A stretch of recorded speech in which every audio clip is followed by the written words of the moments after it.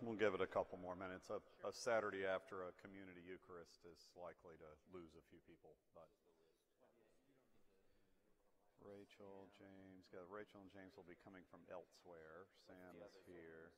Oh, that's the other James, right? Okay, but Rachel will still be. Haven't seen her.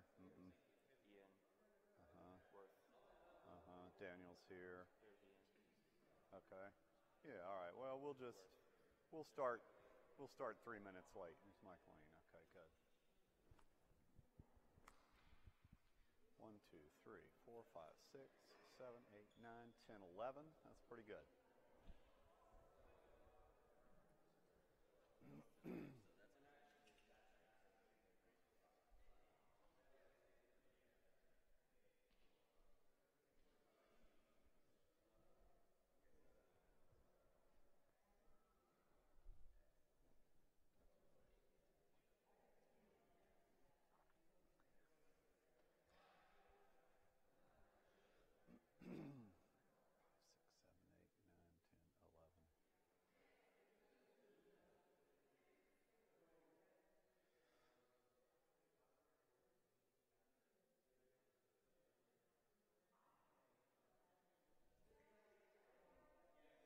One minute.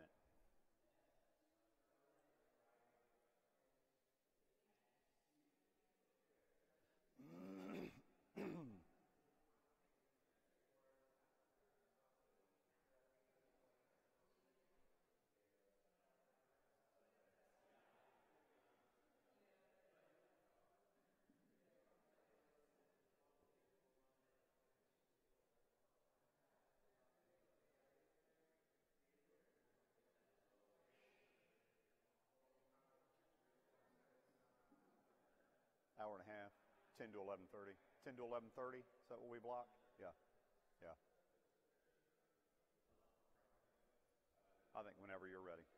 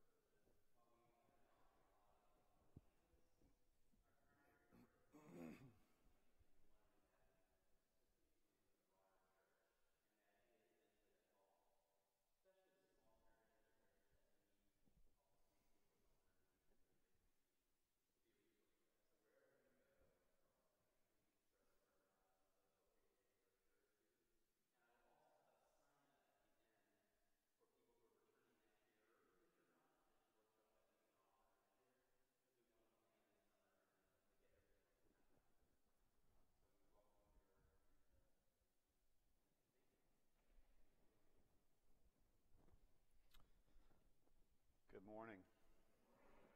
Thanks for coming out on a Saturday morning. The Lord be with you.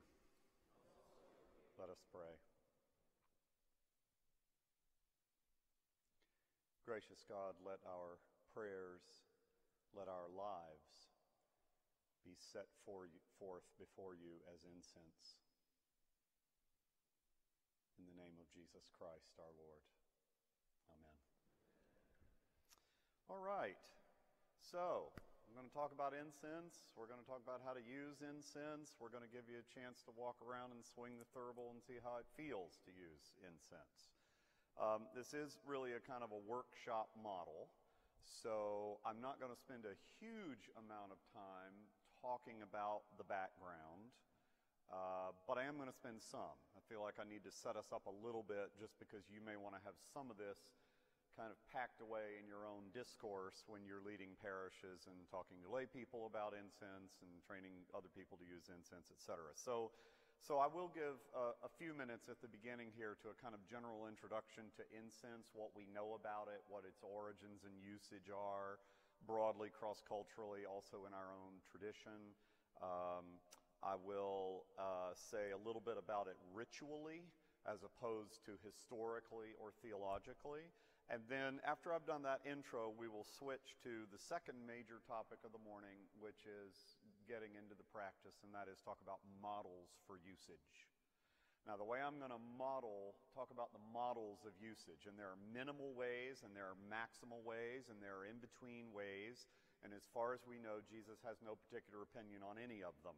So I'm going to run through these models for you and talk about the kind of decisions rooted in liturgical theology that you might want to be thinking about as you make your own decision about when you would see using the incense in the liturgy. We're going to talk primarily about the Eucharist because that's sort of our basic public unit, liturgical unit for a Sunday morning, right?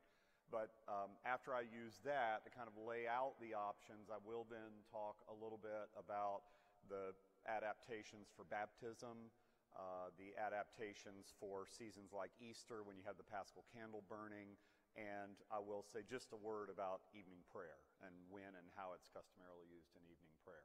So I'll talk through those models in relationship to the principles embedded in the liturgical rite. After I talk through the models, then we will turn to actually how to use it. And I will probably gather you up at that point around the altar, and I will do it in front of you and talk about what I'm doing and why I'm doing it. And then we have 3 thuribles, but it's hard to figure out how to get people practicing 3 at once. But I think we can get 2 thuribles out. And by having somebody at the back and somebody at the front of the altar, let you sort of walk through a bit yourself the experience of the swinging. The walking and the swinging is actually not as easy as it looks. There's not a right way to do it, but there's going to be a right way for you to do it. It's going to have to do with your own gait and pace and all of that, and there's no substitute for just getting your hands on it and trying it. So we'll let everybody try it out a little bit, and then we will, as the last item, deal with both the first and the last thing that pertains to the use of incense, and that is how it gets lit in the sacristy and how it gets put out, right? Now, y'all are all here preparing for a certain form of leadership in the church where you're not typically going to be the person doing that lighting and extinguishing, but as those of you who have had LTG 502 with me know, it is the priest's job to know how everything is done, because at the end of the day, the buck stops with the presider, and so you need to know everybody else's jobs and what they should be doing and when they should be doing it. And if you put together a well-oiled machine and you do the right training and you set things up the right way, that doesn't mean you're going to be running around like a chicken with your head cut off on Sunday trying to make sure everybody's doing the right thing. In fact, if you're doing that, you're doing it the wrong way. But you do need to know what people are doing, and you will be responsible for training people to do those things or commissioning others to train people to do those things. So I do want to look at that before we're all done. I'm sort of doing this on the model, by the way. This is a freebie, no extra charge. I'm doing this as a modeled on the way that I walk people through weddings. I get them in there, we do the thing itself, and then the last thing we do is we talk about getting them in and getting them out. And I have found that to be a pedagogically effective way of getting people to get into their heads what they're going to be doing the next day for the wedding. So that's what we're going to do. We're going to talk about the background. We're going to talk about the thing itself. We're going to practice the thing itself a little bit. And then the last thing that we'll do is we'll all repair to the sacristy, and our resident experts will walk you through how you get it lit and how you extinguish it. Okay? Does that seem reasonable? As I always say, I'm in charge, so if it's not reasonable, I'm sorry. That's what I'm doing. So I hope that's useful. All right, so first, just a little bit of general introduction. The use of incense is cross-cultural, and it's very, very old, right? About the earliest record that we have of it in terms of historical record is Egyptian, somewhere around 3,000 years or so BCE. It's, of course, a big part of the traffic of the trade routes. It's viewed as a precious commodity at a number of times in history. We may not, at least in the West, think of it that way quite so much now because it's not so hard to find, right? There's all kind of vendors you can get it from. But there was a time before you could get things off of Amazon, anything whatsoever that you wanted, that getting access to these incenses and spices as well that come from Africa and the Middle East and around the Mediterranean, that was an unusual thing. And so it was a precious commodity. And the preciousness of it is in part arguably connected to why it becomes a part of worship, again, cross-culturally and religiously. You are deploying something in the act of worship before God or the gods, whatever the particular sort of religious context is. You're deploying something in that worship that is a precious good. So you're giving something that is of the best of the earth in the act of worship, and that's probably linked to how it gets to be used. Of course, it is also in an era prior to modernity, and I won't get into specifics, I'm sure you can figure it out. It is also very helpful, incense is, for just releasing pleasing aromas in a world where aromas were not always as pleasing as we manage to make them today, right? So it's used for that as well. Our Hebrew forebears, you can see from a number of places in the scripture. I'll let you do your own exegesis on this. It's not hard. Get a concordance, pull it out. You'll see the verses. It is associated with the priesthood. It's associated with the wilderness tabernacle. It's used in the tabernacle, and it becomes a part of temple worship, first and second temple worship in Judaism. But it is mostly associated with priestly usage. In fact, there are proscriptions in the Bible, fairly dire ones, about other people using incense other than the priests. So it was associated with sacrificial prayer and used by the priest. Now, as a result of that, though, it also appears in the Hebrew Bible as a metaphor for prayer, which is why I began us in prayer the way I did today. That's from Psalm 141. So it becomes a kind of a metaphor or analogy. People are used to seeing it, aware of its being used for priestly reasons in the tabernacle and in the temple. And so that becomes a metaphor for the rising of our prayer like the smoke of incense does before God. And when you situate that in a world cosmologically where God is actually understood to be up, right, above the various cosmic domes, you can see why that would capture the imagination of a people in that world and within that worldview, that the smoke of the incense would rise to God, right? Almost literally. Now, we're famous for assuming that people in this era of history didn't think symbolically. It's quite possible they didn't take this really literally, but they were situated in a cosmological life world in which God was up. And so there's probably some degree of literalism to the idea that the smoke of the incense is rising to God and pleasing in the nostrils of God, right? You see it also in Christian usage. You don't see a lot of reference to it except as metaphor. You see that in a number of places in the New Testament. You do see it in the book of Revelation, the golden bowls that the incense is rising from, and it is there again associated with, connected to the prayers of the saints. And the first of the two references that are in Revelation there, it seems to be entirely metaphorical. In the second of the two, the incense is burning and the saints are praying. So you have this some in Christian testimony as well. What we don't have a lot of, because we don't have a lot of this on anything that we wish we knew, is the ceremonial details of how Christians used incense in the early centuries, if they did. It is possible, because the use of incense is cross-cultural, and incense would have been used in the mystery cults and other religious traditions that were known to early Christians at their place in the world and at their time. It is possible they may not have used it. They may have withdrawn from it as a way of differentiating from some of the other kind of religious cults. But as Christianity develops, and we all know the story of that, by the time you get to the 4th, 5th century or so, we have in both West Syrian rituals and Alexandrian rituals references to incense being used. In the West, the Ordo Romanus Primus, the first of the sort of ceremonial ordos of the Western tradition that we have, the earliest one dated to about the 7th century, we think, you have reference to the use of incense there. In particular, if I recall correctly, it's actually associated with a certain moment in the rite in Good Friday. I didn't really read it again this morning, so I can't remember if there are other references than that in it as well. But you do have it so that by the early Middle Ages, whatever was going on in that period of Christian history where ceremonial evidence is thin on the ground, by the time we get a lot more evidence of not just the texts of prayers or the model texts of prayers, but the actual execution of the liturgies, you begin to see incense used a great deal again. Comes in and out of the English usage. Of course, by the time you get to the English Reformation, Thomas Cranmer is nervous about anything except bread, wine, and water. So everything that looks like popery comes out, and I don't mean potpourri, although it would have been really fun to make that association, but I thought of it too late.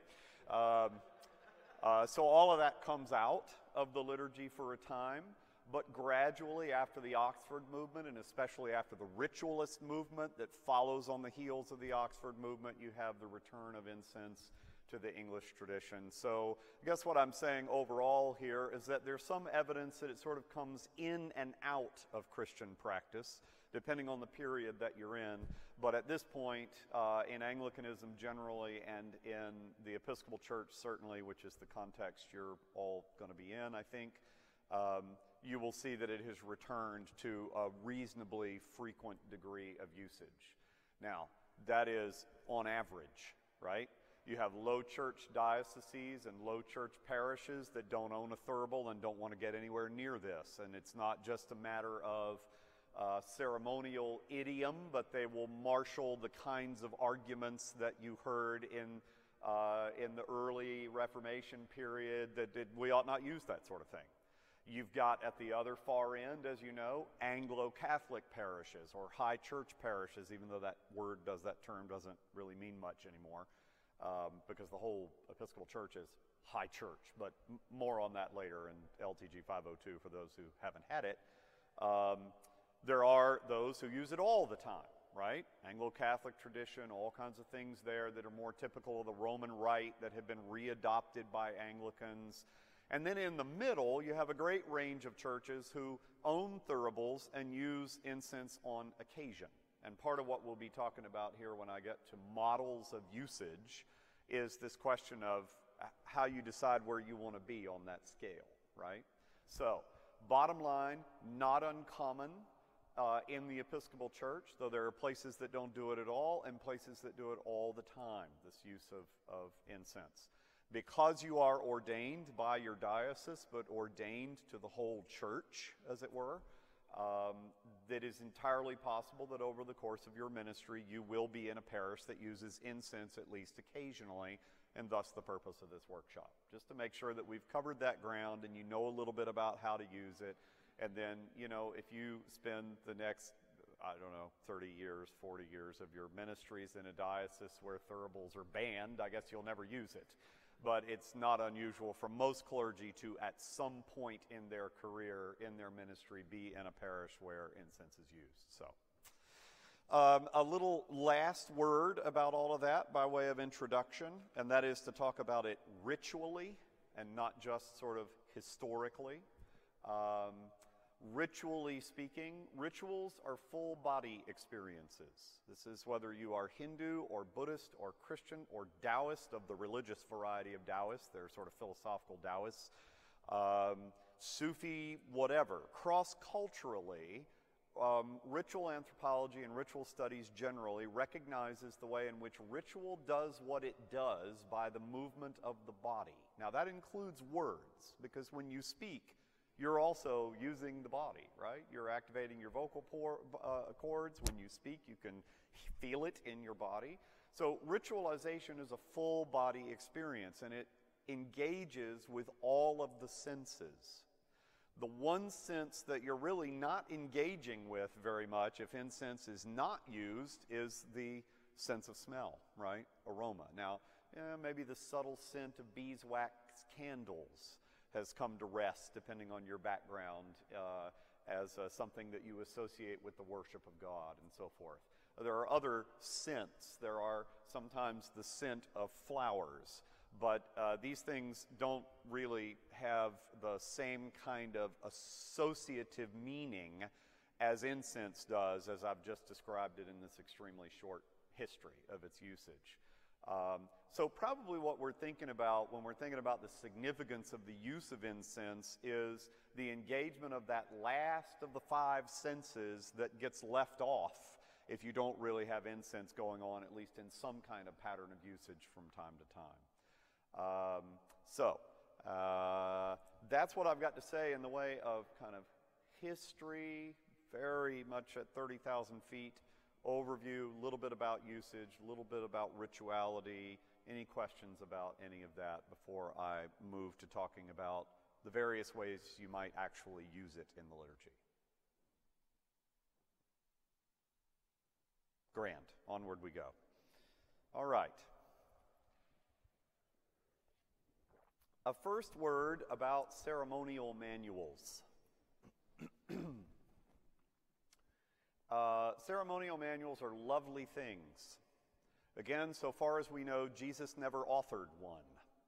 So when you read ceremonial manuals, you need to remember as a priest that you are not giving over either your authority as a priest over the way in which the worship gets done, nor are you giving over, nor are you kind of flipping the switch on your ability to think theologically about liturgy and just deferring to the authority of the ceremonial manual. There are ceremonial manuals out there that are very, very minimal in what they have to say about what you do in the liturgy as opposed to the parts of the liturgy which are specified for us in the prayer book. There are manuals at the opposite end of that that will give you a range of possible ceremonial practices within the liturgy that many of which you will never use your entire ministry. Though it's good to know they're there, because if you ever end up in a place that, is, well, in an Anglo-Catholic parish, where a lot of things happen that you're not going to find in the rubrics of the prayer book, and so you can see all of that in an elaborate ceremonial manual. Something like Dennis Mishnow's A Priest's Handbook is the one that over many, many years I continue to recommend, because it's going to tend to have most everything in that book that you might ever have to do, regardless of whether you ever do or not. If you want one book on your one ceremonial manual on your shelf, it's not a bad idea to buy 2 or 3. You'd probably want Mishnah, just because it's going to have more in there than some of the others are going to have. But in looking at the ceremonial manuals, use them, but use them in the context of your own having thought this through, your own principles of usage, your own understanding of the embedded liturgical theology in the rite of the prayer book and in the prescriptions that the prayer book, some proscriptions too, prescriptions that the prayer book gives around how we observe the calendar, for example, and what is going on in the space in which we worship. So the basic principles that you learn as a liturgist need to be brought to bear in thinking about, in your local context, how to use the incense. Furthermore, ceremonial manuals are not embedded in a context. They're actually between 2 covers of the thing we call a book, and they're portable, and they can go anywhere, and they don't know anything at all about the assembly where the priest who's reading them is leading liturgy. So you are also learning as a priest to read the ceremonial idiom and the customary of the local assembly that you're in. And that does not mean that you can't change anything. In fact, side note, that is the biggest thing I hear people just becoming priests who head out into the parish say that I think is utterly wrong and sets you on the wrong foot. Don't change anything, or don't change anything for a year or 2 years. Liturgy is a living thing, and you're going to be bringing your own vision to it, and you're going to put that into conversation with the local customary. And while you are not going to operate in an authoritarian manner, it is expected and it is specified in the canons that you as clergy are ultimately charged with the oversight of liturgical practice in a parish. So you don't impose things on people that they're utterly unprepared for or doesn't fit the local assembly, but figuring out what that is a dynamic action with the assembly that comes as you build pastoral capital with people. And as they begin to know that you love them and you care for them and you are translating that into pastoral practice and support and good education, they're going to become flexible with some of your insights that you're going to bring that might lead them to do new things, right? So, all of that to say, think through carefully the nature of the liturgical theology embedded in the rites and principles of the prayer book, and then you bring that to bear, and you can use ceremonial manuals to help you, but they don't decide for you how you go about doing this. That's why I now want to talk about models for usage. So I'm going to walk you through the sort of minimal ways in which incense might be used, all the way to the maximal ways that it might be used. And I'm going to do that more or less the way that you see this typically done. And then I'm going to tell you what I think we ought to be doing, which you're not going to see quite as much. You'll see it when I preside. You'll see it when a few people that I know preside. But I do think that there is a little bit of rethinking that we ought to do about the use of incense and how we deploy it and when we deploy it in a liturgy that honors the shift of the liturgical movement that gave rise to the 79 prayer book that we don't always think through. We tend to take the minimal to maximal models that we've kind of customarily seen done, and we just drop them onto the pattern of the liturgy. And I want to lead you through, as the last possible model today, what I think we ought to actually really be doing with the incense, which is a little different than the custom you're normally going to see in an Anglo-Catholic parish, where you see incense used a lot. Okay?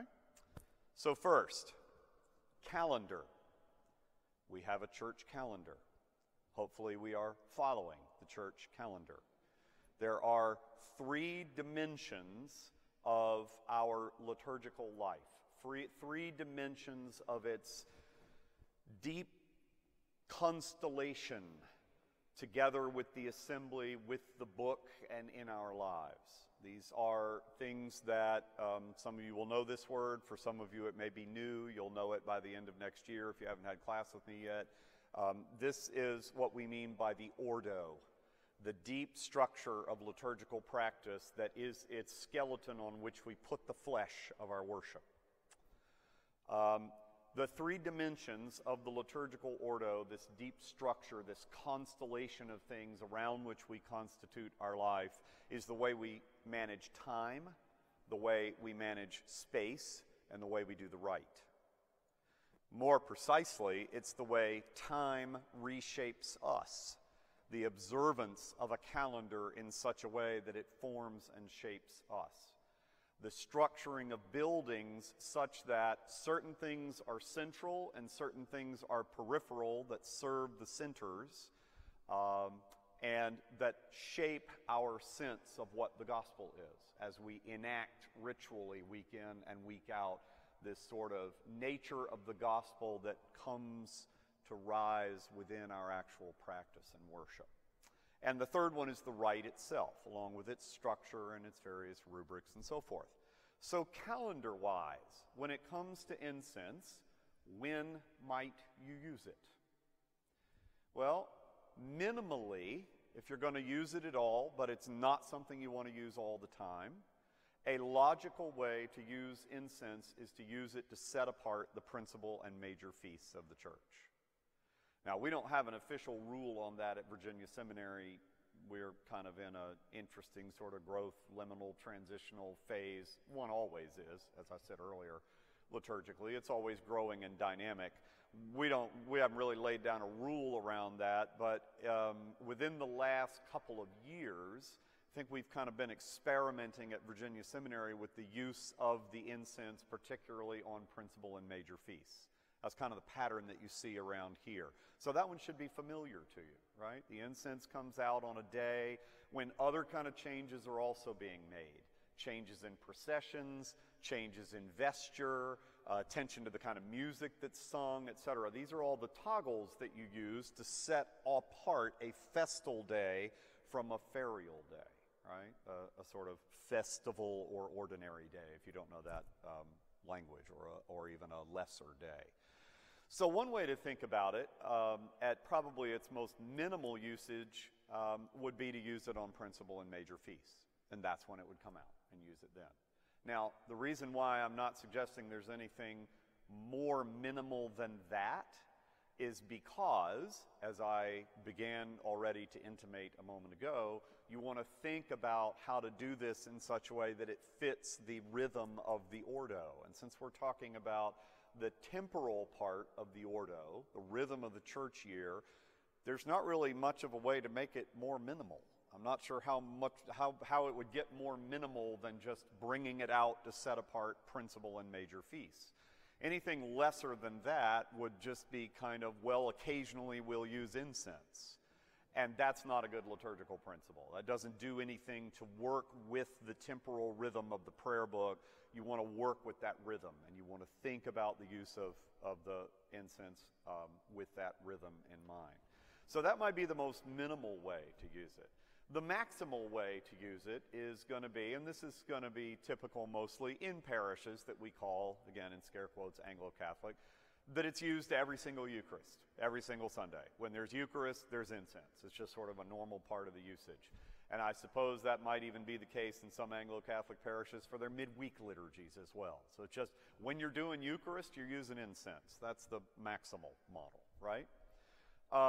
The sort of in-between there would be to use it for principal and major feasts and Sundays, right? The sort of three top categories of the prayer book calendar. But if you're in a parish that has a daily noonday Eucharist or a midweek Wednesday Eucharist or something, you wouldn't use it then. So you would just mark Sundays and principal and major feasts with it, and then ordinary days during the week, because they fall in a different kind of category. Even if they're lesser saints, lesser feast observances, you wouldn't bring it out for that. So that's sort of in between. Does that make sense? Minimal, maximal, kind of in between. So that's how you would think about it in terms of calendars. Now, one little footnote to that, it might be that you use incense, and you see this happen in some parishes, you use incense for some particular kind of special idiomatic celebration of the Eucharist, like, for example, you're in a parish that has big place, you're in a parish that has 4 Eucharists on a Sunday. One of them is at 5 o'clock in the evening, and maybe 5 o'clock in the evening is some kind of Celtic, or I do that because we have no idea what Celtic is. We just use that word for fun. But anyway, Celtic liturgy, or contemplative liturgy or something, where maybe it's not even used in a thurible. Maybe you set it up in a standing brazier and it just burns throughout the service. And we do a little bit of that around here occasionally as well, right? So that might be a sort of a footnote to the minimal to maximal calendrical model that I've given you. It might be that there's one liturgy every Sunday that's seeking to strike a different idiomatic tone in the way the liturgy is done, and maybe incense is just used for that. And maybe that's in a parish that never uses incense otherwise. Or maybe they use incense on principal feasts, and they use them for that one service at 5 in the afternoon, right? The point is, think about the calendar, think about its rhythm, and have a reason that is defensible on the basis of the warp and woof of the calendar as it's laid out in the prayer book. You're not going to just use it willy-nilly. You want to find a way for all the kind of adiaphoral elements of liturgy that can be there or not there. You want to think about how to use them in a way that supports, magnifies, draws attention to, helps the body feel the places where the prayer book calendar wants you to feel emphasis, right? Okay. So those are observations about calendar. Let's talk about when in the rite itself you use it. Everybody with me so far? Got any questions you want to ask so far? Okay. So when in the rite, let's talk about the Eucharist. As I said, we're going to use that as our kind of basic unit, and then I will make some other modifications for other liturgies of the year. Minimally in the Eucharist, you can carry the incense in and carry it out. I mean, if you just want the sense of the olfactory sense to be activated and to be a part of the liturgy, and you want to capitalize on that way in which the smell of incense, which most of us don't ordinarily smell at other times during the week, to give that sense that we're in a space where something extraordinary and important is going on, you can just carry it in and carry it out. It can be in the procession in and in the procession out. That's its absolute minimal usage. And now and again, you'll see that happen around here. In fact, recently, I think we had a liturgy where it was basically just carried in and carried out, or it might have been carried in, used to sense the gospel, and then carried out, wasn't even used at the altar, right? So that'd be the most minimal way that you could use it. Carry it in and carry it out. I suppose you could be even more minimal and say we're going to carry it in but not carry it out. But if you're already opting for the minimal model, it seems like a good idea to have it in both processions and bookend the liturgy that way. I've already mentioned, the possibility of a brazier set somewhere with a continuous burn that's regularly recharged during the service. I'm not quite sure where to put that on the minimal versus maximal usage. Sort of an intermediate way of using it would be to carry it in, to sense the gospel, and to sense the altar. Now that's probably the way, I'm willing to guess, that most of you in this room are accustomed to seeing it used. It comes in the procession. It is used to sense the gospel book when the deacon reads, and it's used to sense the altar immediately before the Eucharistic prayer is begun, right? That's pretty common. That's kind of an intermediate use. And again, carry it in or carry it out. A somewhat more maximal usage, and also very common, I suspect will be recognizable to you, is that it will be carried in. It will be used to sense the altar at the song of praise. Now that's the Gloria or the Kyrie or Trisagion or some other hymn, and those musical selections are bound by certain rubrics that we'll look at in class eventually. But whatever the song of praise is for that day, it's not unusual to see the presider go to the altar and sense the altar at the song of praise. Then after you've done that, it would be brought out and used to sense the gospel book in a gospel procession. Then the next moment would be to sense the altar. Once the gifts are laid out, the bread and wine are on the table, everything's ready. The book, by the way, is not on the table, but I will return to that when we do the walkthrough. Just the gifts are on the table, and then the altar is sensed immediately before the Eucharistic prayer. And then it's taken out. Now, there are some little local customs and fill-ups that one will see in one place or another. For example, the thurifer might remain nearby in an Anglo-Catholic parish, and the thurifer will sense the altar kind of from a corner or from the distance when, say, the institution words are said, or at the minor elevation at the institution words. But I have a whole lot of issues with all of that stuff we do around institution words anyway, so I'm not going to recommend that. And in a few moments I'll tell you why in relationship to what I think we should be doing. But that would be kind of the most maximal, common way of seeing it. So once again, carry it in, sense the altar at the song of praise, sense the gospel book. The deacon, hopefully you have one. If not, the priest who's reading the gospel senses the gospel book. You would sense again at the altar once the gifts are laid out, and then you'd carry it back out again. Okay?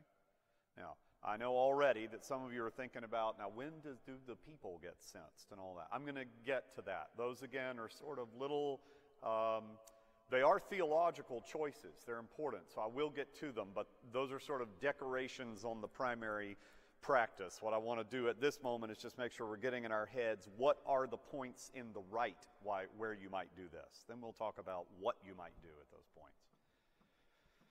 Okay? Now, here's what I want to argue.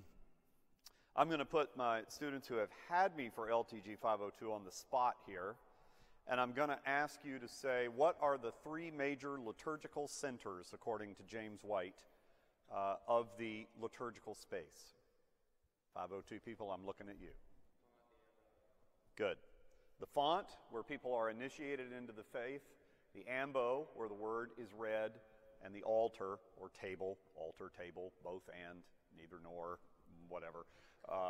The altar, table, where we offer prayers over the gifts from which people are going to communicate and participate in the real presence of Christ. Those are the three centers.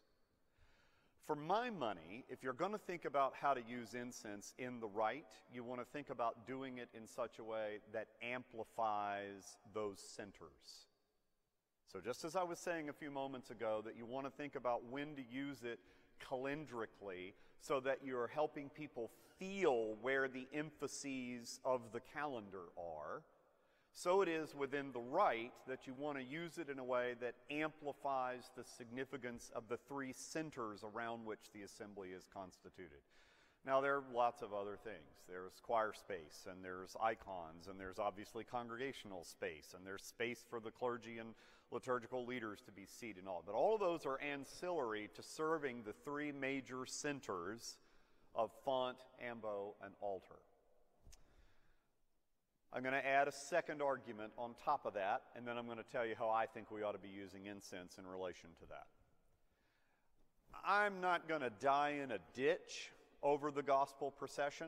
I know we love it, but there are theological implications to separating the gospel out from the rest of the Bible and doing more ceremonial stuff around the reading of the gospel that we might want to think about in terms of our whole hermeneutics of the Bible and the way in which Jesus' teaching and preaching is situated within a long arc of a faith community to which testimony is given by what we call the Old Testament as well as the New.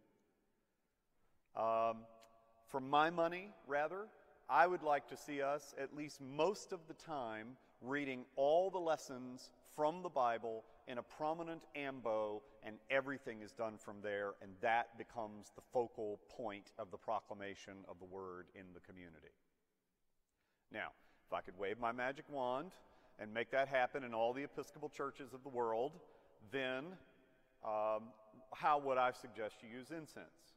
I would suggest that it be brought in, and I'll talk about font in a bit, but if it's a Sunday Eucharist, not a baptismal day, I would have it brought in. I would not cense the altar at that time, at the Song of Praise. I would instead, either in the entrance rite itself, as you're coming in, and this is going to depend some on the layout of space, right? You're going to make local decisions about this. I would either, in the entrance rite, cense the place where the book rests and the word is going to be read from. Or I would do that at the Song of Praise rather than cense the altar. Now, another one of the unstated assumptions that I have going here, I will now state, is that I think there's a lot of value to letting each center within the assembly's practice be used, connected with, oriented to in various ways during the points in the rite where that's what the rite is concerned with. We aren't at the liturgy of the table yet.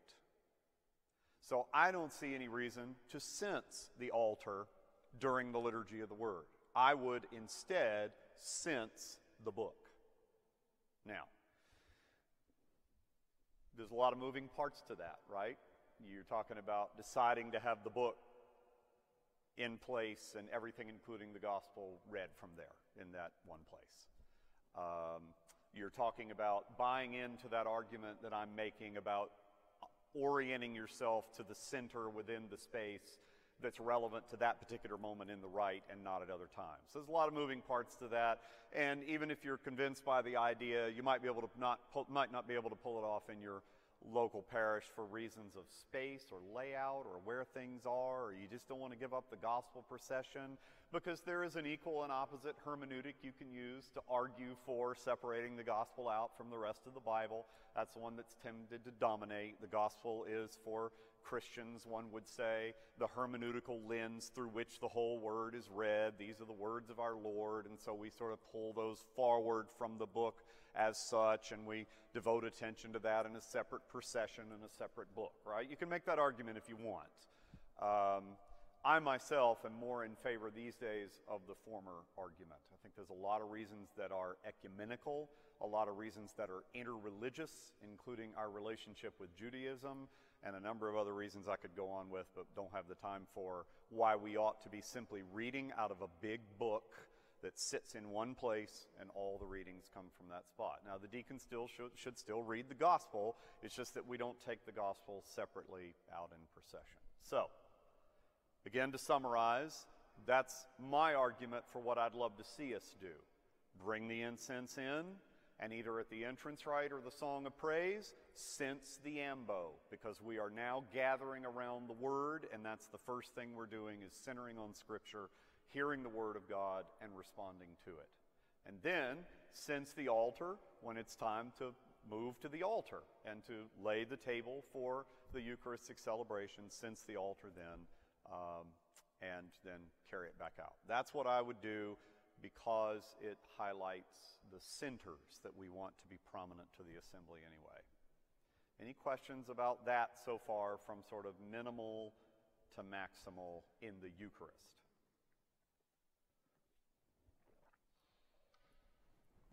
Okay then. What about baptism? If you stick with Farwell's argument that the real point of this is to use the incense in a way that you're pointing people toward the liturgical center that is at play in a particular point in the ritual, then we ought to use it in some way for baptism as well, right? And you will actually see that a lot less frequently, even in Anglo-Catholic parishes. There are plenty who will sense the font, but there are quite a few who won't. It's as if it's just kind of not on their radar that on a baptismal day they might sense the font in the same way that they're sensing the altar when they are ready for that part of the rite. So I actually would have it in the procession to the font, assuming you're in an environment where it takes a procession to get there. Whatever way in which it takes you to the font in your particular spatial orientation that you're in, I would argue that you also want on a baptismal day to charge the incense and throw smoke over the font. Now, here's the question for you. You passed the one about the liturgical centers, so let's see if you can pass this one. Where in the rite, at what point in the rite would you sense the font? When would be the moment for that in the baptismal liturgy, do you think? After the thanksgiving over the water. And give me your reasoning for that.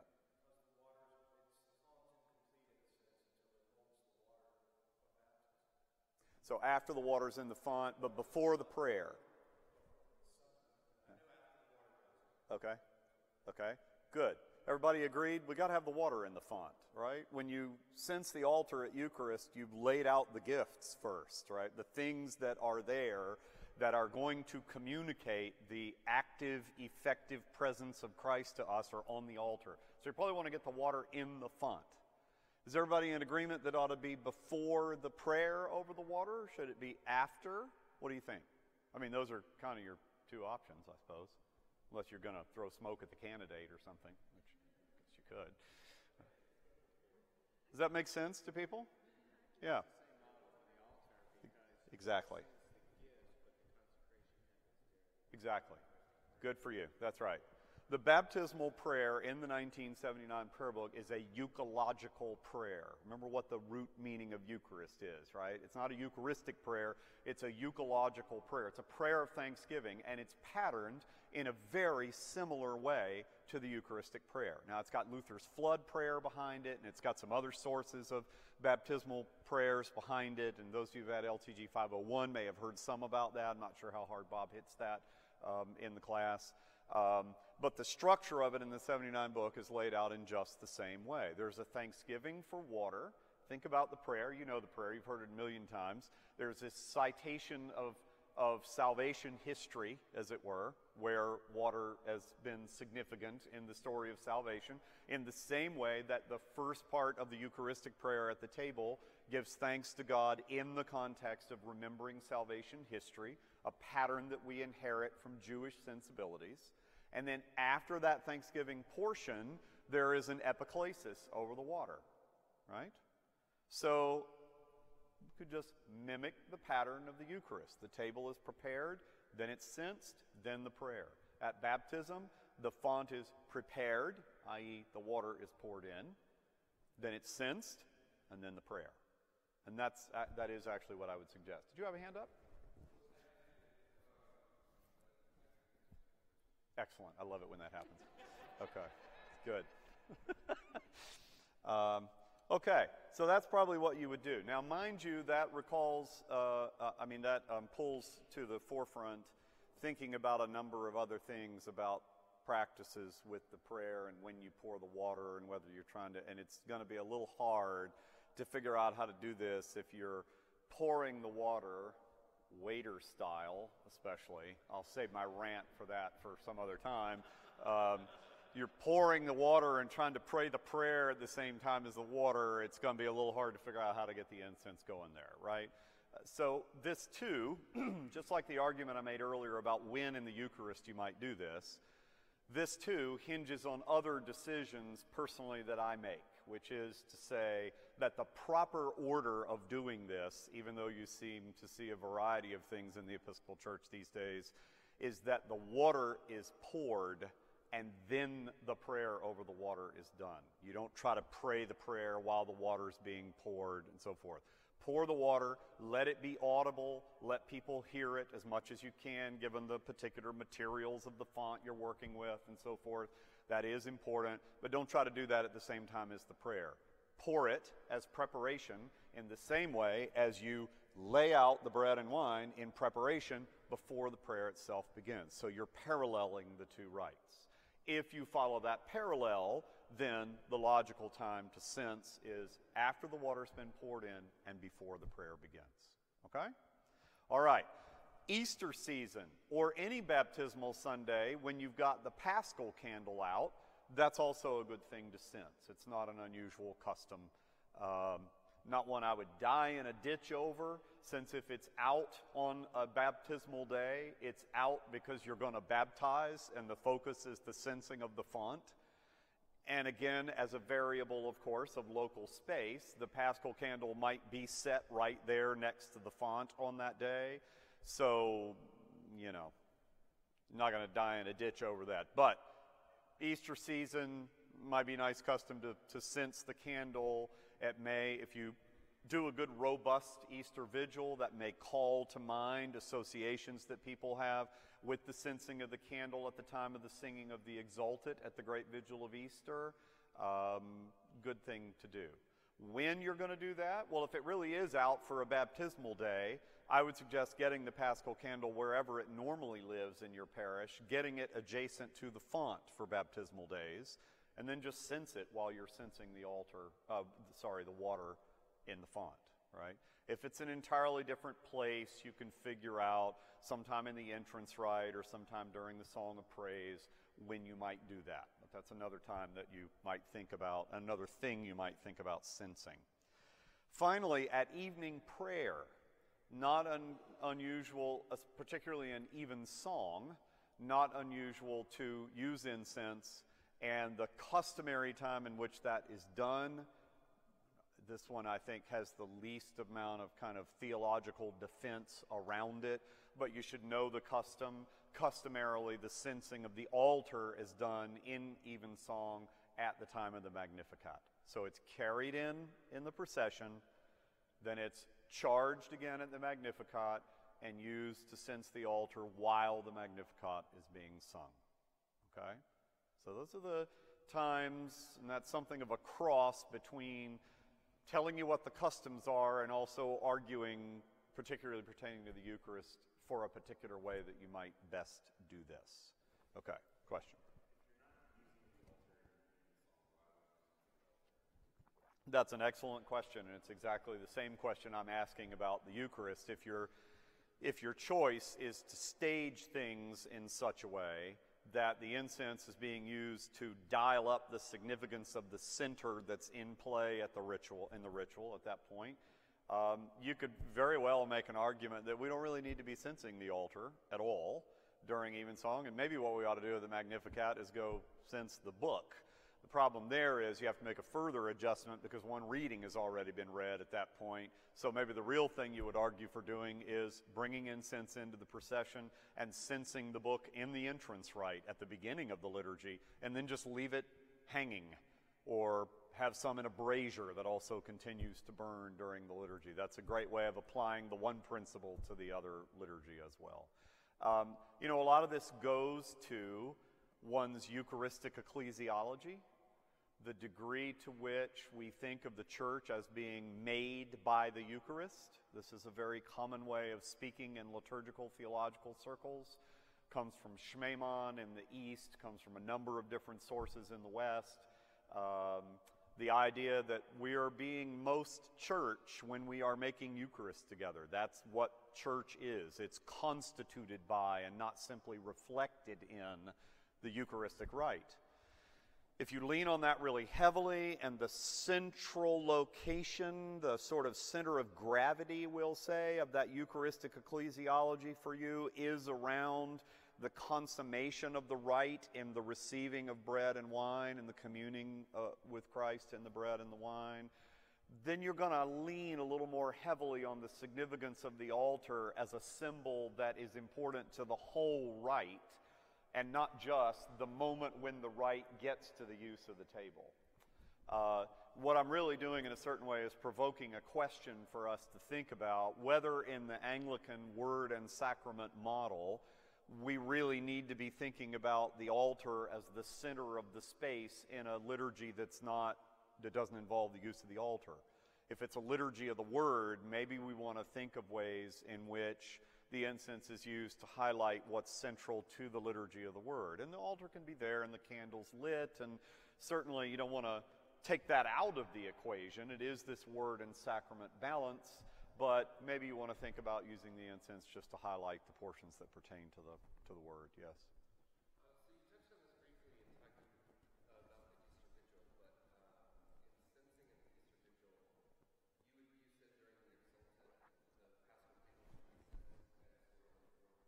It's common, yes. Commonly, yes. Now, in the way that we talk about that, though, we sort of identify, at least in the ordo laid out in the prayer book, the new flame as sort of the center from which the Paschal Table Yep. Certainly can sense the flame, if you like, as well. Sure. And if you do that, if you choose to do that, or you go to the church where that is the local custom, there's a little bit of, breathe in. I think we're preparing for the walkthrough. Good. That signals that it's ready, right? So we can make that transition. There's a little bit of juggling there because strictly speaking, nothing is lit and burning until you light the Paschal candle. Preferably not with a, mechanical blowtorch or something. So you light the candle in the flame. There's already a little play that we do with that because truthfully it's usually a little risky to put the whole Paschal candle into the fire, even though people try to do that. I actually saw that recently. So you're already lighting another candle first before. So there's a little play going on there, and what I'm leading to saying is you probably don't actually really want to wait to light the charcoal until the Paschal candle is lit, because it's not going to be ready at that point for then to charge it with incense and then sense the flame before, so you're playing a little bit with that. For my money, I think the lighting of the new fire is pretty powerful in itself. And on the principle that major symbols speak best when dealt with simply, I actually don't favor using incense at the lighting of the fire. Let that part of the liturgy speak for itself. It's quite sufficiently powerful as it is. And then when you get in and you set the Paschal candle up in the space, you can then sense it as a lead-in to the Exultet, which again is kind of mimicking, a little bit less than baptism does Eucharist, but a kind of euchological prayer. And once again, you've got those parallels going on, so you want to sense the candle first and then sing the prayer. Okay? All right. Wow, we're already 11 o'clock. What fun. Okay, I think that covers all the models. And so what we want to do now is kind of shift to practice and talk about the how-to. So I'm going to suggest that you just come on up at this point around the altar, and let's talk a little bit about things up here.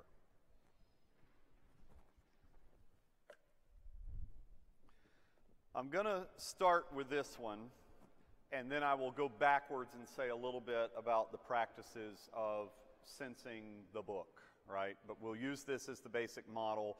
This is the most elaborate moment in terms of doing sensing, so let's look at all the possibilities here for the sensing of the table, and then we will talk about the forms you pull out from that to sense the book or to sense a candle or whatever. So typically the way this is going to work, right, is that the table is going to be prepared. The book is not going to be brought out. So one of the first things that you will have to teach your local parishes, or that we have to continually teach at Virginia Seminary, is that on the day, unlike all other days, the book is not brought out after everything's been brought to the deacon and the table's been laid. The book is just a prop. It would be lovely if we could all memorize the Eucharistic prayers. I don't know any of us who can, right? You do, I can tell you, after a couple of decades or so, get the general warp and woof of them into your memory. But there's a funny thing, if the book is not there, you forget it again. So, so having the book there, I hate having the book on a big stand. I would much rather, if you can use it that way, lay it flat on the altar so that it's not competing with the vessels that have the bread and the wine in them. That's a little bit of another story. But at any rate, whatever the kind of stand it's on, the book doesn't come out.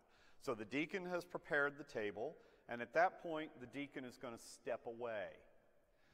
Either while the deacon is preparing, which is fine, or immediately thereafter, I would actually suggest when the preparation is going on, the thurifer is going to bring the thurible to you for recharging. Because incense is a resin, right? And it burns up, so it has to be recharged at various points in the liturgy. So if the deacon is the only one standing and all the other liturgical party except the person who's the server, who's helping bring things to the deacon to set things, everybody else is sitting, then the thurifer is going to come over here just as is being done, and you're going to take, now there might be so many little varieties here. If you have a boat person, they will be holding this, so that the thurifer, and feel free to come wherever you need to see all this. They will be, you go ahead and stay here and let them associate. So if there's a boat person, they'll be holding this, and the boat person will bring the boat over to you, which will have the incense in it, right? It's just a bowl is all it is, right? It can't be a regular bowl because this is church, so it's got to be a fancy bowl, but that's all it is a bowl for the incense. If there's not a boat person, you're going to see happen what just had to happen here, where the thurifer is going to hand me the boat.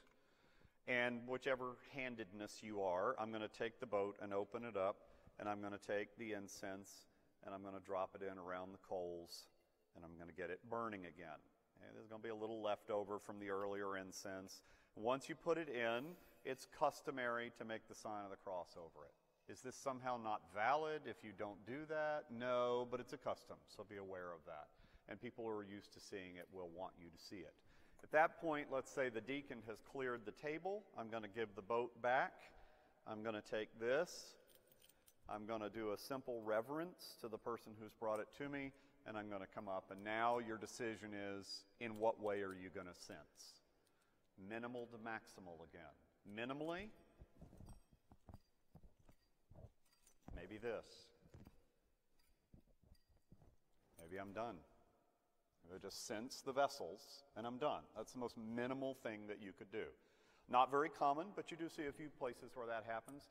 And sometimes people will do that in order to deal with the, so tempted to put scare quotes around this in the air with my fingers, but I'm not going to, deal with the allergies. You just use a little bit of the incense, right?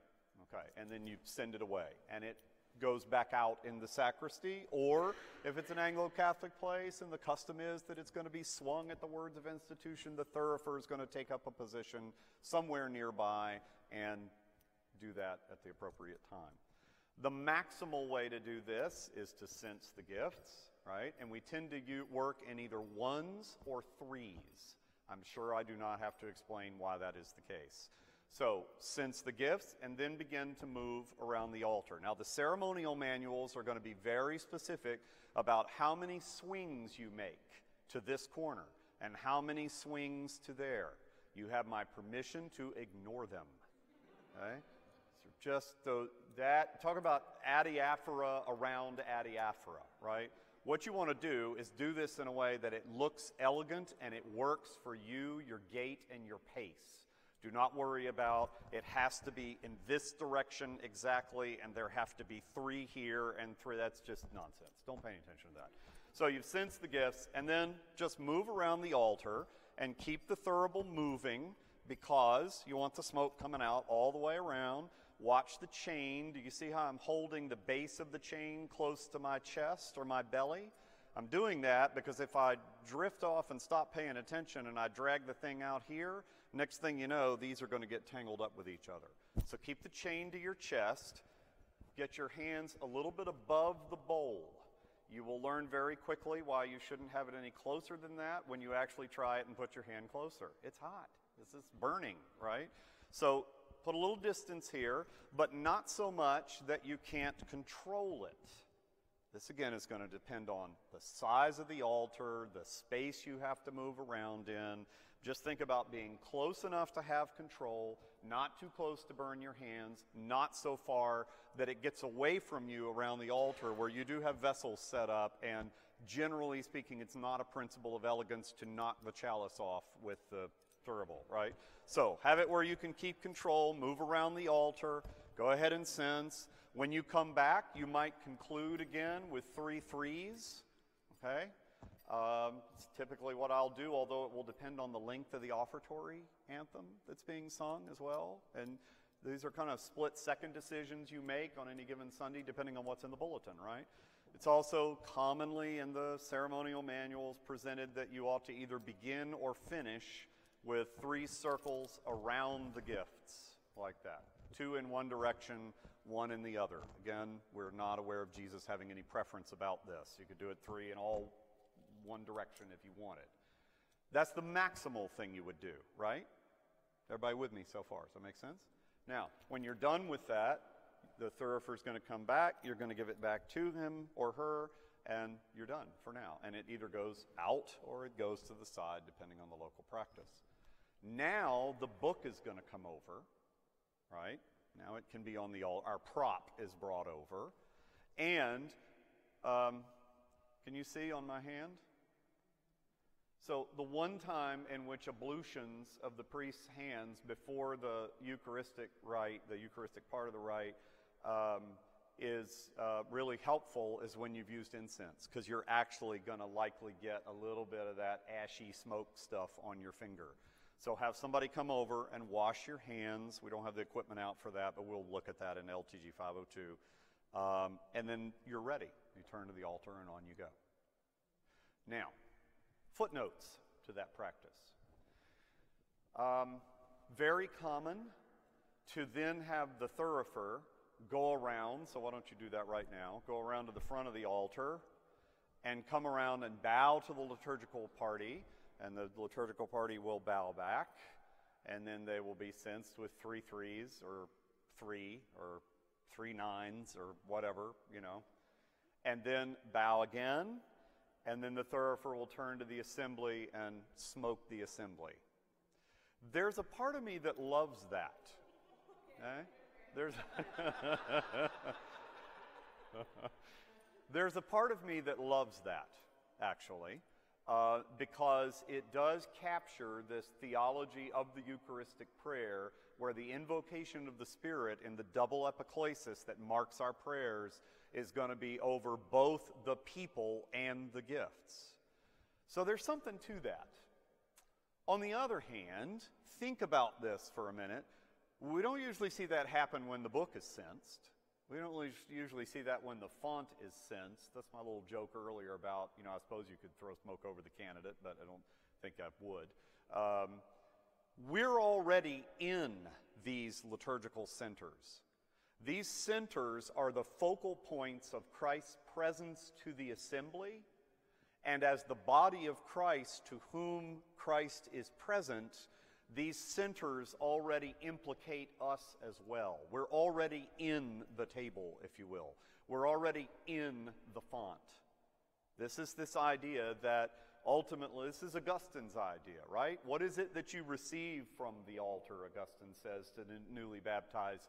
It's your very own identity that you are receiving. So it's the presence of Christ, but it is also the receiving to yourself of your identity as the people now baptized and raised in Him. So we're already in the centers. And for my money, I actually, for that reason, would keep it simple and not sense the people. We're already there. You're already capturing both Christ's presence and the assemblies joining to Christ in the centers themselves anyway, and by their use. And so the need to do a lot of additional elaborate sensing I don't think is necessary. I think you simply sense the altar. Okay? So that's a little footnote. Nevertheless, that may be the local custom where you go, in which case you ought to know what's going to happen there. And don't forget, as the presider, that the thurifer is going to walk over and bow to you, and don't kind of get busy and not pay any attention to that. Bow, let yourself be sensed, and then they'll do whatever they're going to do with the assembly. Okay? All right. Now, backing out from that, and then we'll move to, I know the spring picnic starts at 11:30, but it's not going to kill us to be 10 minutes late, right? Let me just move back outward from that and move to an observation about the sensing of the book and the sensing of the font. And it's really quite simple, and that is what I just said about using ones or using threes or using nines is the same thing that you're going to do there. So you're just going to sense it in that way. The book doesn't really give itself easily to being sensed in a circular motion. Generally, your book bearer is going to enjoy having the upper row of their teeth, and they're going to be standing there with it, and you don't really want to be. So just sensing right here in the gospel procession, right? If, however, you're sensing the ambo, you might think, if you're comfortable with it or like it, to use this sort of large threefold Trinitarian circular motion I used at the end here, because you're actually sensing a whole stand as well as the book itself, and there's not going to be somebody standing there in front of it. Same thing for the font. It's on its own stand. It's there in front of you. It's a large material object, as the table is, we hope, and not a bird bath, as we're still dealing with in a lot of places. And there you use the straight swing, or you may want to circle the font in some way. Just going to think about how that feels natural to the space, and let your body do the thinking about this. Liturgy is body practice. So trust your body to do what makes sense in relation to the proportionality of the objects and where they're located. Okay? All right. Any questions about that? I want to get the other thurible out here and let you all just do a little practice. Oh, yes. Well, so many different kinds of thuribles. Get familiar with them. This one has a ring that comes up to release the chains, and then goes back down again. So it may be that if there's 4 hands instead of 2 dealing with the thurible, that the boat person may take care of that ring while the thurifer lifts the top of the thurible for you. But if not, you're going to want to slide that ring up, right, and then bring it all the way down. That's the most important thing. Even if the thurifer, most of them will, get the ring up for you to begin with, because they can't really get the top up without it. Sometimes they'll just slide together, sometimes not. But if it's up here, you want it back down here. Why? Exactly, right. It keeps the top stable. And when you swing, then I guess I'll say this additional thing too. What you want to practice here, what you're going to do in just a second, is swinging in such a way that you're kind of snapping the wrist, right? And it's not this.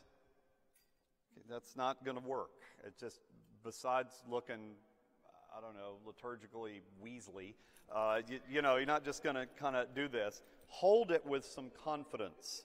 Put the back of your hand toward you, drape the chain so that you've got a good grip on it and can let it snap. And if you've moved that ring down, both the ring and the gravity that you're putting on it by snapping it is keeping the thing down.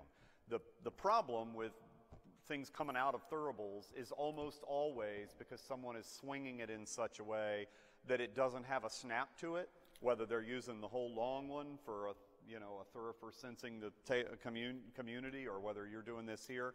You don't have a snap to it, and they swing it way up, and there's no gravity acting on that top. And as it gets, I'm not going to do it because there's incense in here, but as it gets, you know, this way, horizontal to the floor, the top comes off and out come the ashes, right? So you want to swing it in such a way that's comfortable to you, that you can feel that thing pull back at you when it gets to the far end, right? When I'm doing this, I'm feeling this thing sort of reach its limit with some force and come back to me. And then I am ready with my wrist to pull it right back. Don't let it just fall. Just handle that for a moment. One hand at the top, the other near the bottom, and just practice doing that a bit. And in fact, if you like, at this point, we've got the two thuribles. Why don't each of you get on either side of the altar? One get here, one get there. Stephen, go ahead. Everybody gets their hands on it. You go sort of there to the other side. That way you can both practice at the same time and move around with each other, and we can also enjoy the ballet. So, and just imagine that the gifts are there, and then just practice with one of those patterns a bit that seems comfortable to you, and work your way around. Yep, give it a good snap, Stephen. That's good. Yep, yeah. Without setting your arm on fire. Okay? Y'all begin to walk around, swinging as you go, and get the feel for your particular gait and how to swing while walking. It's a little bit like walking and chewing bubble gum at the same time. You may find it helpful, Stephen, not to feel that you literally must have it swinging over the altar, but that you just have it kind of swinging angularly in front of you like this. It will be quite clear that the altar is being sensed, and then you're not trying to do it sideways, which is not natural. Yeah, something a little more like that, more out in front of you. Michelle, you're doing pretty good with that. That's good. Just sort of keep consciousness in your body that the altar is what you're oriented to. So you don't want to start sensing the air around, right? Okay. Okay, and then give it 3 threes at the end there. Give it a little more snap, Stephen. You can still work on sort of letting it pop at the far end so that you feel it pulling back on you. That's when you're doing it hard enough. All right, why don't you hand that off to another person here. Let's do the same thing. Just everybody 2 by 2. 2 by 2 like the animals in the ark around the altar.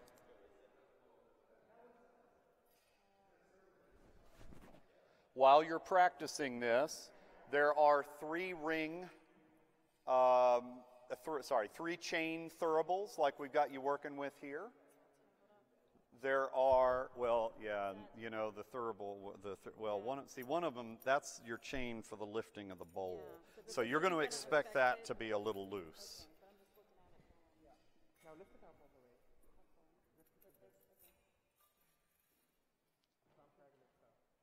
Isn't that nice? And then drop it back down. Now, once you've got it in your hands, if it twists a little bit, don't over worry that. As long as you have control of the 3 chains down here, you won't have a problem, and when the thurifer takes it back, they'll deal with it in the back. No, it's not. And there you go. Get a little boldness to it. Little boldness. Don't be bashful. Get that incense up there. Get that incense up there. All right. Begin to walk with it around a bit, and just sensing the altar as you walk without feeling like you got to be awkwardly sideways. That's good. There you go. That's good, looking good. You'll have a little more weight to the one that doesn't have the incense in it when you're practicing, but this is pretty close to how it feels weight-wise. Don't be bashful when you charge the incense at the Eucharist to put a good bit of incense in there, right? Don't put like 3 grains or whatever. If you're going to use incense, scoop and put some incense in there. And it will burn very quickly. While you all are continuing to practice, that looks pretty good. Looks pretty good. Now, bear in mind as you're doing that you got the gifts sitting right here. Yeah, I know. So when you do that circle, if you choose to do that, you got to make sure that you're doing it sort of, that's right, up and out. And that, right? It just takes practice, right? Hand off to another person, 2 other people. Now, it stands to reason, right? This is a no-brainer, that when you get in your parish, if you get in a place where the thurible is used, where incense is used regularly, get to know your thuribles. Your altar guild or whatever, you'll have a key. Get into the room, get the thuribles out, go up into space, take the thurible with you, walk around, get familiar with it in your hand. This is irreducibly local and material. Different thuribles feel different. Particularly the difference between the 3 chains that we have going on here at the moment and the type where there's a single large chain and a hole down the center of the top part of the bowl, and it just slides up and down on the chain. That's going to feel differently to you when you swing it than this is. That's good. Remember, like everything else in liturgy, you are in control. Once you get into this procedure, if you feel yourself uncertain or you look at particularly one of these 3 chain thuribles and you see the lid starting to come back up, don't panic. If you're doing it right and you're putting gravity on it as you swing, a little bit of gap between the top of the bowl and the middle is not going to turn into a disaster.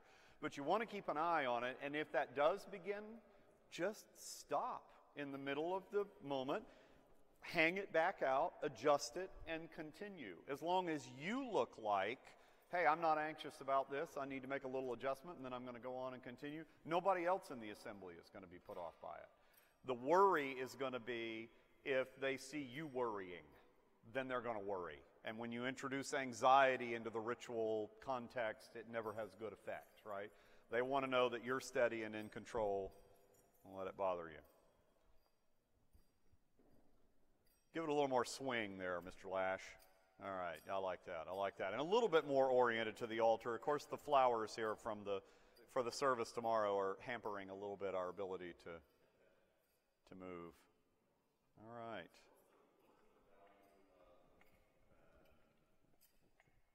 Well, I was taught to do this years ago, and I haven't done it since then. But I was taught to leave the loose chain, kind of do what he was doing, and have the thurible actually bang against the chain. Yeah, right. Is that just like a It's nice if you can do it because it deepens the assembly's sense that you're sensing, right? I mean, it's just a matter of orally. If you can hear it, it just deepens the sensory experience of the assembly with what you're doing. If you don't make any noise at all. And particularly if you're in a context where your local custom is that an offertory hymn, not anthem, is being sung by the whole assembly while the censing is going on, then they can be singing and looking at their book, and if they hear that chain clinking, they're still aware that the altar's being censed, and they'll glance up and they'll glance back to their books and all that. So it's nice if you can do that. Let it clank a little. Again, don't think Jesus has an opinion about the clanking. It's just good, good. That's good. Remember that hand, you're going to have the best control on it if your hand is like this. Not like this and not like this, but like this, because your hand is stronger holding a heavy object this way than if you try to, it's a muscular thing, right? So turn it sideways and you'll feel like you have it more in your hand that way. This altar will be well sensed for tomorrow morning's Eucharist. Good. And think about kind of orienting your body as you're going around sort of toward the altar. Obviously, you're not going to walk into the altar, but you're kind of sort of, you're walking this way, but you're kind of oriented this way. So there is the sense, while you don't have to do this, there's the sense that you're kind of oriented angularly. Good, good, good. Now, y'all really want to practice this swing of threes with the vessels in front of you, because you'll find when you actually do it, it won't be what you're doing right now, because right now you'd be banging it into the chalices, right? So you're going to sort of pull it up a little bit. Who has not done this yet?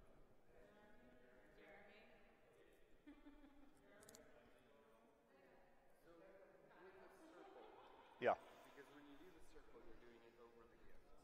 Yes. Right? Yes. So if you were doing that at the ambo, it would make the most sense to do it over. Kind of over the Bible. Yeah. But if you have an ambo like this, are you going to climb up into the ambo to sense I it? do. Okay.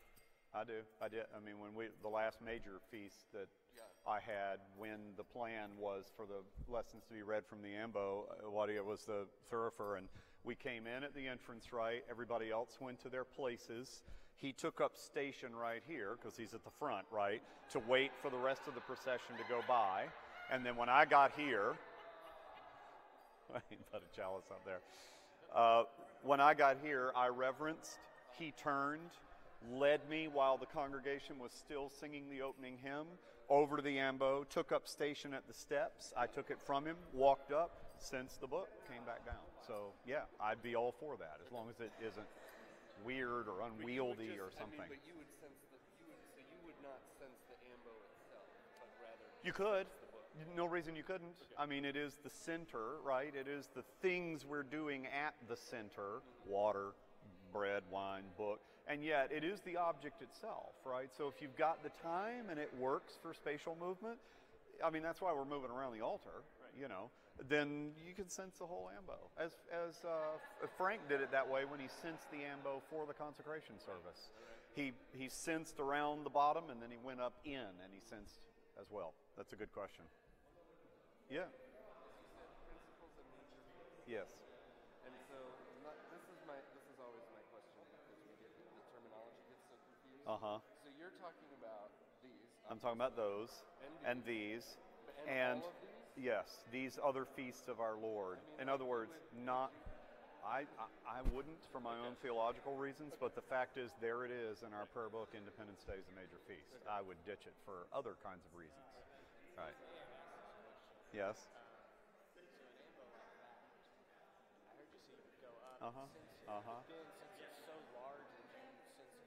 If there's time. Yeah, that's what we were just talking about. If there's time, you could sense the whole thing. Yes.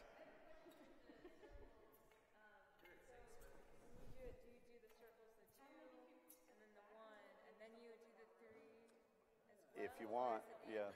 It's and or both and. You could. If you like that Trinitarian imagery and you think that speaks, you don't have to do any of the back and forth swinging. The ceremonial manuals will tell you go right twice and left once. Again, do we care about that, or Jesus? Probably not. So probably whatever works and feels comfortable for you. At the same time, it's worth learning these customs to the extent that people are used to seeing them where they're done regularly, and so you probably want to learn it the way they do it there.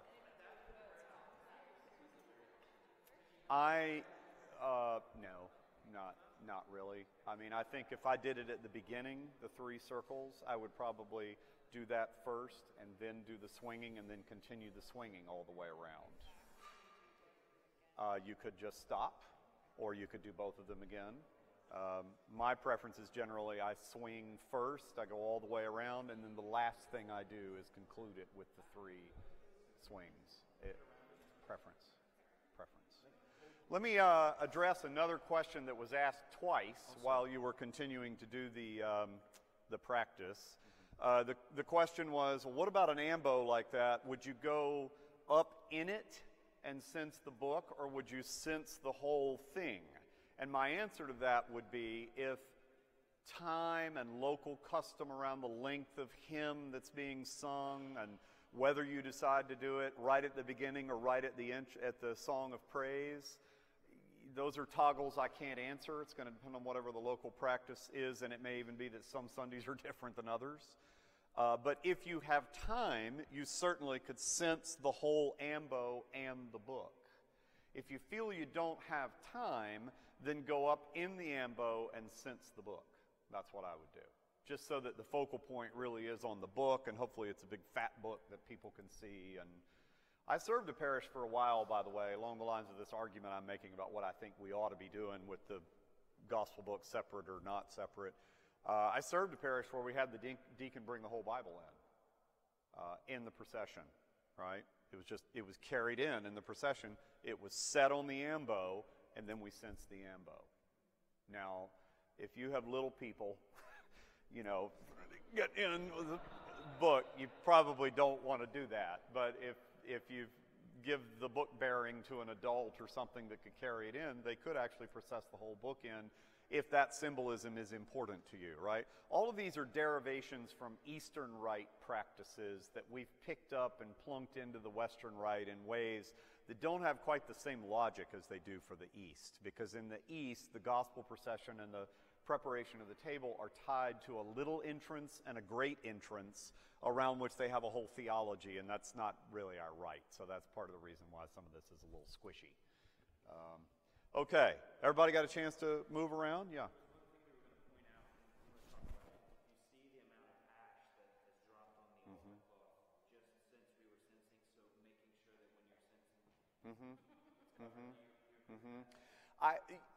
I won't dispute that argument. I would say that the only reason there's that much ash at the moment is because we sent so many people around about it. I've not actually had the experience, even with the pall off, that you get a lot of that in the wine.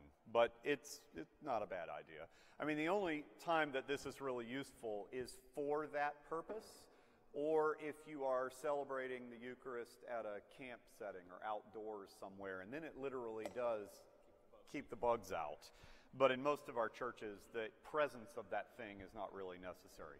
But you may want to think about that. I think maybe the point is, see how your thurible works in your parish. And if a lot of ash does seem to come out of it, even in a single sensing, then Jason's suggestion is a good one. You just put that on the top.